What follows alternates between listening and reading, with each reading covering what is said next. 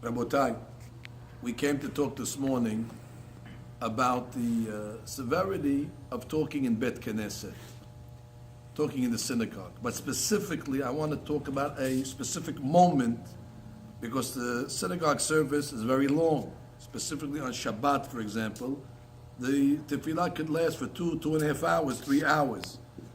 But there's one moment in the service which is very, very critical, not only from a halachic standpoint, but from a health standpoint. I said a health standpoint, that the kahal should be absolutely silent.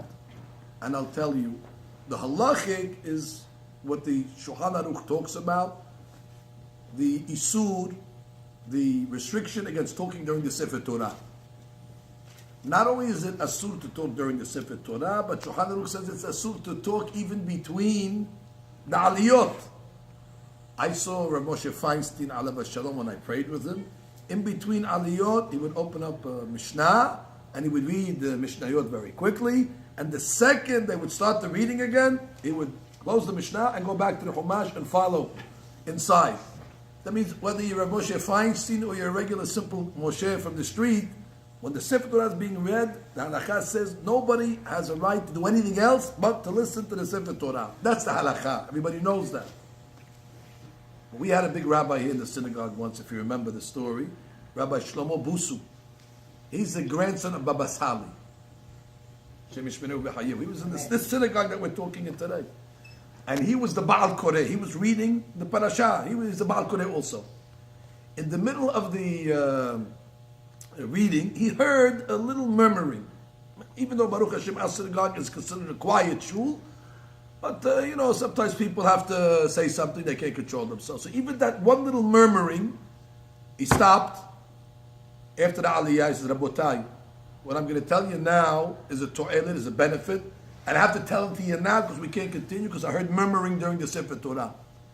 He says we have a tradition that when we read the Sefer Torah, that moment is a replica or a duplication of Matan Torah.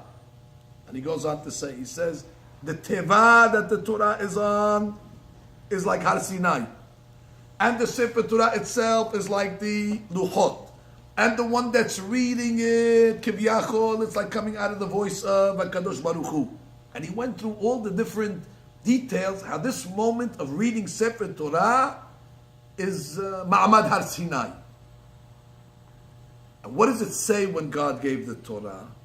It says at the time that God gave the Torah on Har Sinai, all the sick people and all the wounded people, all the people that had blemishes, they were cured.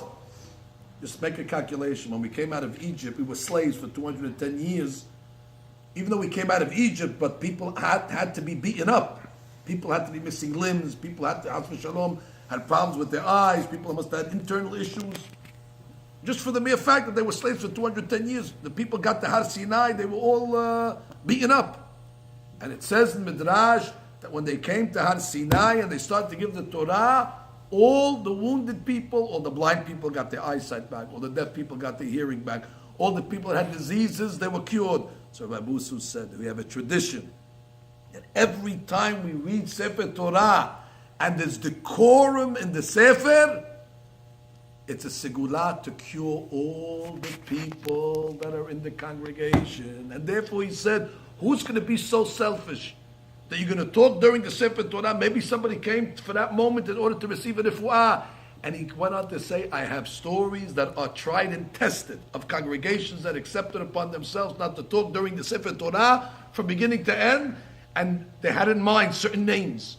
They kept the names next to the Sefer Torah. They put a list of all Cholim, and they put and they said in the Zechut of this moment of Matan Torah, these people, and miracles, he said, happened. Miracles where doctors said, how was it possible that the person got better?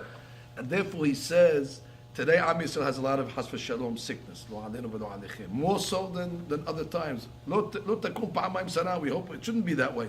But this sigula that he gave us, that the decorum during the Sefer is able to cure people. And he said, maybe somebody came to synagogue in order to benefit from that. Don't hurt the guy. Don't hurt the guy. And therefore I say, Rabotai, we need to mehazek ourselves.